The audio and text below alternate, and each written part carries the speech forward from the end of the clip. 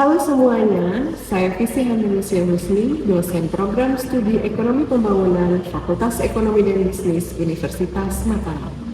Pada kesempatan kali ini, saya akan menjelaskan mengenai mata kuliah yang saya ampu, yaitu Ekonometrika 1. Mata kuliah ini menganut prinsip Outcome-Based Education. Ekonometrika 1 adalah mata kuliah wajib semester 4 yang bertujuan membekali mahasiswa dengan kemampuan menyusun, menganalisis, dan mengevaluasi model ekonometrik. Mahasiswa akan dilatih untuk mengaplikasikan teori ekonomi ke dalam bentuk model matematis dan statistik melalui teknik regresi linier. Pada akhir perkuliahan, mahasiswa diharapkan dapat menguji hipotesis ekonomi secara empiris serta memberikan rekomendasi kebijakan ekonomi berdasarkan data. Dalam mata kuliah ini, kami menargetkan beberapa CPMK atau capaian pembelajaran mata kuliah. Capaian pembelajaran mata kuliah pertama yaitu menunjukkan tanggung jawab profesional dan semangat kebersamaan. Yang kedua, menganalisis konsep dan teori ekonomi serta menyusun model. Yang ketiga, mengamankan validitas data dalam karya ilmiah. Yang keempat, mengolah dan menganalisis data untuk memberikan rekomendasi kebijakan. Mata kuliah ini juga berkontribusi pada CPL program studi yang menekankan tanggung jawab, analisis ekonomi, integritas akademik, dan kemampuan kuantitatif. Materi untuk mata kuliah Ekonometrika 1 dikemas dalam 16 minggu perkuliahan meliputi pertama, dasar-dasar ekonometrika dan analisis regresi, kemudian regresi linier 2 variabel yang termasuk estimasi dan uji hipotesis, kemudian regresi linier berganda, dan evaluasi asumsi klasik, normalitas, linearitas, homoskedastisitas, autokorelasi, multikolineritas, dan uji spesifikasi model. Kami menggunakan referensi utama yang mutakhir dari buku-buku terbaru dan juga hasil studi terbaru dari dosen-dosen di Fakultas Ekonomi dan Bisnis Universitas Mataram. Mata kuliah ini menggunakan pendekatan outcome-based education yang menekankan kepada dua metode pembelajaran, yaitu case-based learning dan juga project-based learning. Metode perkuliahannya merupakan campuran, yaitu luring dan daring. Luringnya di kelas dan juga daring melalui LMS dan WhatsApp group. Mahasiswa akan diberi ruang untuk presentasi kelompok, menyusun laporan, dan berdiskusi aktif. Beberapa bentuk interaksi mahasiswa dengan dosen adalah diskusi di kelas melalui focus group discussion, konsultasi terjadwal, feedback langsung pada tugas, presentasi dan diskusi, serta melalui forum, LMS, dan WhatsApp group untuk komunikasi harian. Penilaian dalam mata kuliah ini mengacu pada Peraturan Rektor Nomor 9 Tahun 2023 dan bersifat penilaian acuan patokan atau PAP. Komponennya meliputi tugas terstruktur mingguan, case-based learning, dan project-based learning. Demikian penjelasan mengenai mata kuliah Ekonometrika 1. Berikut kita akan simak bersama contoh dari pembelajaran di kelas. Selamat menikmati.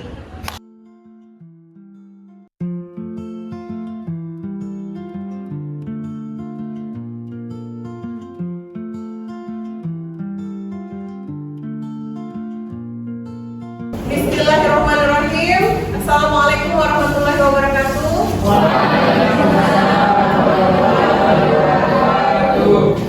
Selamat siang menjelang sore.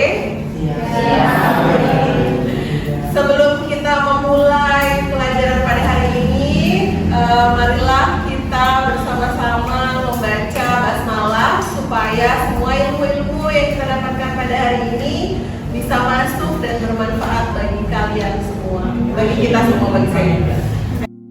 Pertemuan kita untuk menganalisis hasil regresi linier berganda. Jadi pada pertemuan ini tujuannya itu sebenarnya harapannya agar kalian semua bisa menganalisis dan menerapkan regresi linier berganda. Jadi diterapkan dulu. Tapi secara teori ekonomi sebenarnya ada hubungannya, ya. Jadi kita belajar ekonometrika di sini itu core-nya harus kuat atau fondasi ilmu ekonominya harus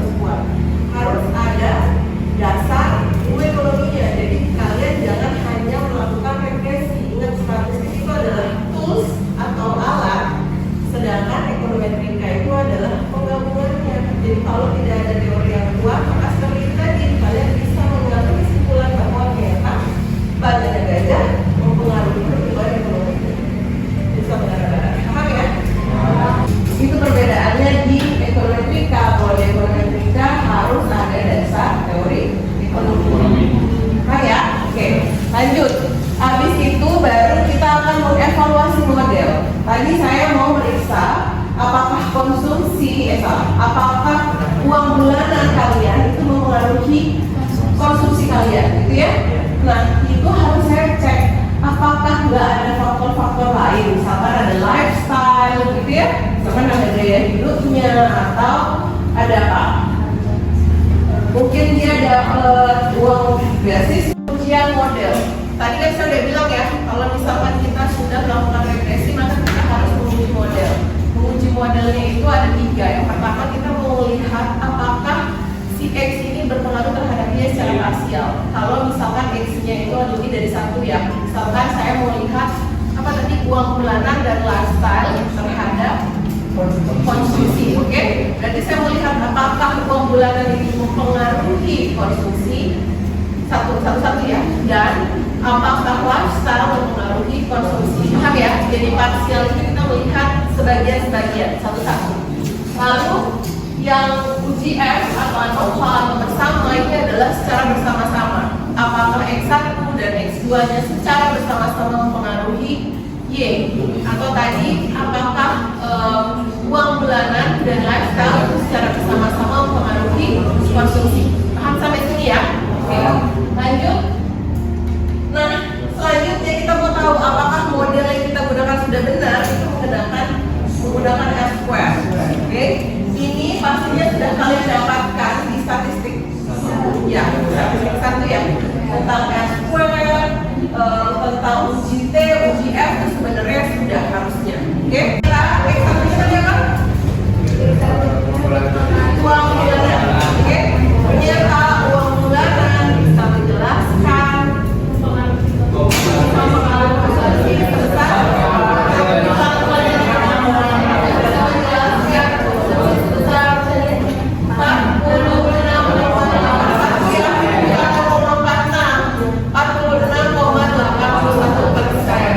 Sisanya yang sebesar 50 sekian% itu dipengaruhi oleh yang tidak. Jangan berhenti ada model yang faktor lain koma yang tidak. Paham ya? Berarti ini bagus atau enggak? Ya. Jadi sekarang ada 3 hal yang kalian sudah dapatkan pada hari ini. Pertama, kalian bisa menganalisis apa sih artinya dari beta 0. Ya. Yang kedua, apa sih artinya dari beta 1 bersama dengan kasus-kasus. Kalau misalkan dia positif gimana, kalau dia negatif gimana, oke? Dan yang ketiga, kalian bisa menganalisis apa sih artinya dari R-square, oke? Kalau misalkan kasusnya R-square negatif kayak gini, berarti kalian sebagai peneliti solusinya apa? Tambahkan variabel lain, ya? Pinter sekali. Benar.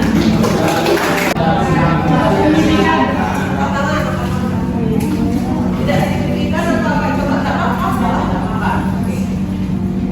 Siapa yang masih ingat di statistik apa arti dari R-square? Kalau R-square-nya 30%, artinya apa? Rumus di statistik 1. Benar ya? Di statistik 1, coba diperhatikan. Ini rumusnya. Ini mau melihat hubungannya itu kuat atau enggak. Paham ya? Semakin mendekati 0 berarti hubungannya lemah. Tadi kan saya udah bilang mendekati 0%. Ini kan R-nya ya. Oke, berarti semakin mendekati 0 dia semakin lemah. Terus semakin mendekati 1 dia semakin kuat. R-square berarti ini tidak kuat berarti ya. Oke, lanjut.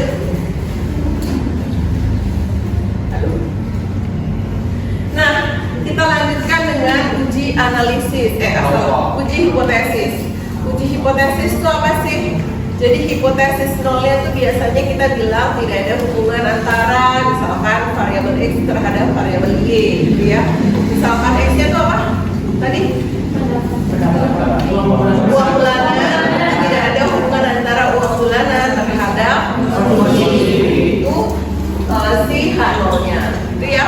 Terus HA-nya atau H1-nya itu sebaliknya. Oke, berarti ada hubungan. Nah, itu kita mau lihat. Hasil kita itu menunjukkan bahwa sebenarnya ada hubungan atau enggak sih? Paham ya? Karena sebesar 30% artinya apa? Uang bulanan bisa menjelaskan atau mempengaruhi konsumsi sebesar 30%. Paham ya? Nah, 70%